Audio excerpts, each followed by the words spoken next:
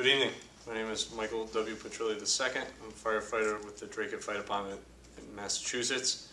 We'll be going over teaching the S.A.F.E program using the Massachusetts Public Fire Safety Education Curriculum Planning Guidebook, 2nd edition, 1999 of September. Some of the things that you're going to want to know about the S.A.F.E program. S.A.F.E Educators Course. S.A.F.E stands for Student Awareness of Fire Education. It was established in 1995. And it was funded through the tobacco tax money from the state, funding firefighters to combat fire deaths and smoking through education. Knowing improper disposal of smoking materials is still the #1 cause of home fire deaths, and there are currently over 260 Commonwealth communities competing for yearly grants to be funded. The schools we will be teaching in our neighborhoods currently are programs that cover pre-K through 6th grade. Schools do teach fire and life safety as part of their curriculum frameworks, and our lessons are more specific and used to reinforce education. Teachers are required to stay in the classroom during our presence. The S.A.F.E Fire Department, years prior to the S.A.F.E program, used the Learn Not Burn curriculum, part of the NFPA. S.A.F.E program administered by Deputy Mike Rawls, including all grants, application, and reports.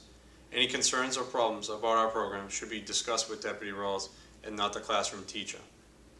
The lessons we'll be using, Curriculum Planning Guidebook, which I showed you earlier, will explain how to use and certain behaviors you should have. Use the DFD provided lesson plans, which will provide consistency throughout teaching. The approximate classroom time is about 40 minutes of delivery, and remember that we are guests in the classroom. Members should be present in a clean Class B uniform, light blue shirt. The classroom should be delivering one person at a time. You don't want to interrupt someone else that might be teaching your class with you. You want to establish ground rules of the presentation up front. Let them know there's no talking when you're talking. Raise their hands if they have a question, and that we will have a question time to answer those questions. Speak to the students at their age level. Do not use your field lingo, apparatus, water supply, extinguish, so on and so forth. And encourage classroom participation. Lecture, question, restate, and then reinforce what you've gone over, the ways the children are going to learn. And remember, you control them. They don't control you. Some of your classroom delivery techniques that you would want to use is speaking to the audience at their level. Again, not using the field lingo, age appropriate. School-age children do not understand fire service lingo. Again, with the apparatus, fire education, false alarm, and etc. Try not to overload students with information. Small children can only absorb about 3 topics at a time. Encourage class participation, question and answer segments, keeping their attentions, demonstrations, and reinforce the learning. Treat your audience with respect as you would want to be respected. Be aware of attention spans. The younger they are, the shorter it is. At the beginning of class, privately ask teachers of special considerations such as problem children, so on and so forth. Do not let students wear your firefighting gear due to possible contamination and the weight of the helmet itself. Helpful to encourage participation with a loud or sleeping student. So if you notice someone, you might want to pick on them. Not that they're sleeping, but pick on them to answer your question. And you want to use good tone and clarity. So as I said earlier, the grades we'll be teaching in this town will be kindergarten through 6th grade. Some of your required topics that you're going to cover, starting with kindergarten and working your way up. You're going to obviously expand as they get older. But you're going to want to talk about smoke detectors. You're going to want to talk about crawling low under the smoke, matches and lighter safety, stop, drop, and roll, and using 911. If time permits, you'll of course be able to use Pluggy, our friendly little robot that all the children love, and Sparky's ABC film is about 10 minutes long. For 1st grade, again, you're going to cover the basic smoke detectors, crawl low under the smoke. You're going to want to talk about escape plans, knowing 2 ways out, having a meeting place, stop, drop, and roll, matches and lighter safety, and tobacco safety. Time permits, Pluggy, and Sparky's ABC films. 2nd grade, you're going to, again, talk about smoke detectors, crawl low under the smoke, knowing your 2 ways out for escape plans, escape from public places, and knowing exits. Whether it's schools, libraries, sleeping at a friend's house or neighbors. Stop, drop, and roll, matches and lighter safety, and tobacco safety. For third grade, you want to talk about home hazards, escape plans, reporting emergencies, matches and lighter and safety, first aid for burns, and tobacco safety. If time permits, you want to talk about candle safety using the circle of safety, and then viewing the home hotspots film, which is approximately 16 minutes. For fourth graders, you want to talk about home hazards, cooking and kitchen hazards, escape plans, reporting emergencies, matches and lighter safety, first aid for burns, and tobacco safety. If time permits, circle of safety, and firepower, which is about a 17-minute long video. Fifth grade and sixth grade, prior to going over your classes, you want to give them a SAFE program pre-test. It's 11 questions, just to kind of get them thinking about stuff that you're going to be going over. Again, that's for grades 5th and 6th. Those answers will be turned into the deputy. So 5th grade lesson will be reporting emergencies, home hazards, cooking and kitchen hazards, fire safety of heating source, first aid for burns, tobacco safety, and candle safety. If time permits, you can talk about babysitting safety and countdown to the disaster film, which is approximately 16 minutes. 6th grade, the last grade that we will be teaching, is what is fire, cooking and kitchen hazards, fire safety of heating sources, electrical appliance safety, tobacco safety, candle safety, safety in babysitting, and if time permits, talk about carbon monoxide and survive fire in your home, which is approximately a 14-minute video. So we've gone over the grades on what videos they should be using. Some handouts that you could use for the children. We have coloring books for kindergarten through 2, for grades 3 and 4, and 5 and 6 you go ahead and give them some pencils. And that's pretty much on that. Going into the helpful hints and teaching points under the certain categories that you would be going over. Under matches and lighters, you want to remind the students to notify the teacher, parent, or a grown-up if they find matches and lighters and what to do with them. Cover risk of burns and fire if children are involved in match play. And remembering the term tools, not toys.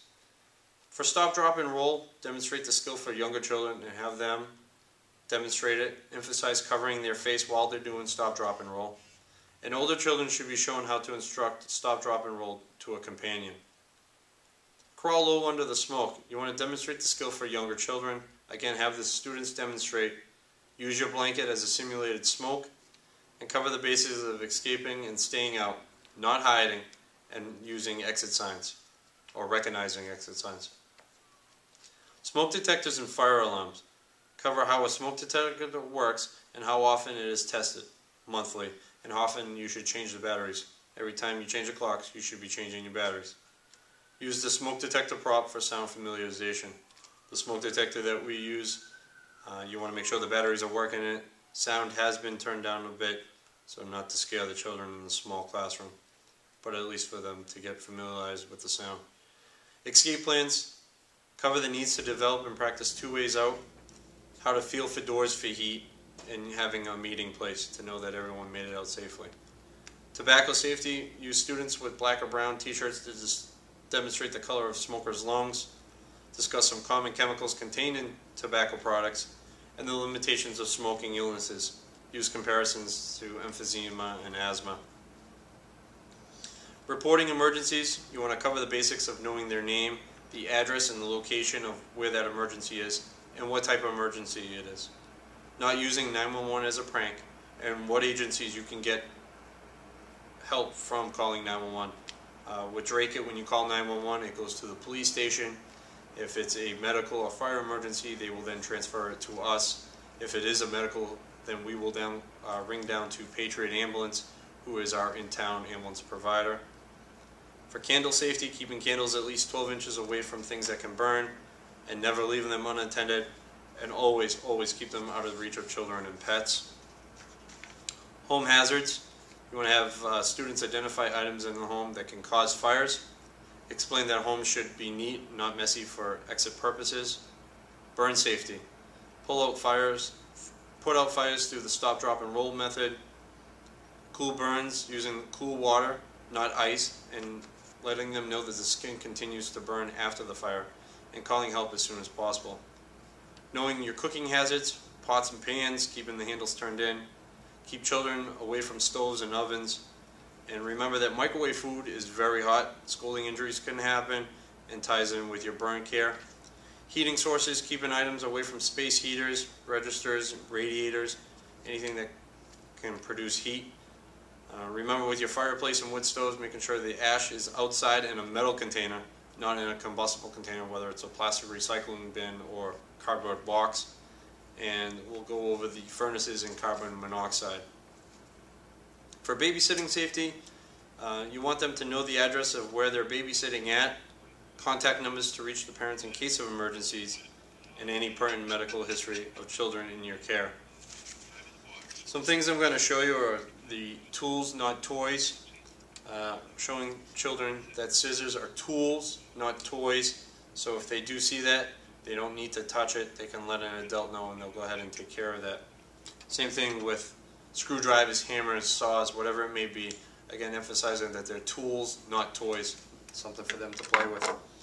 In your lighter safety, just showing them what the lighters look like, whether it's a regular lighter or a candle lighter. If they see that, to report that, not to touch it, leave them alone. With your smoke detector, let them know that it's the big nose in the sky. You cannot smell anything when you're sleeping, so this will take the place. Demonstrate the noise that it makes. Also, you might want to pass it around so they can go ahead and push the button to know how to test it. And then with a blanket, just a wool blanket or any blanket for that matter, gray color usually helps to symbolize the smoke, but you and your partner can go ahead and open it up and then simulate how the smoke will rise and then bank down off the ceiling. So staying low is usually where there's less smoke for them to crawl out of their exit place. Again, I apologize for the presentation of this, but due to the fact of you guys being out on calls, I figured I'd just give you this informal and informational class. Thank you.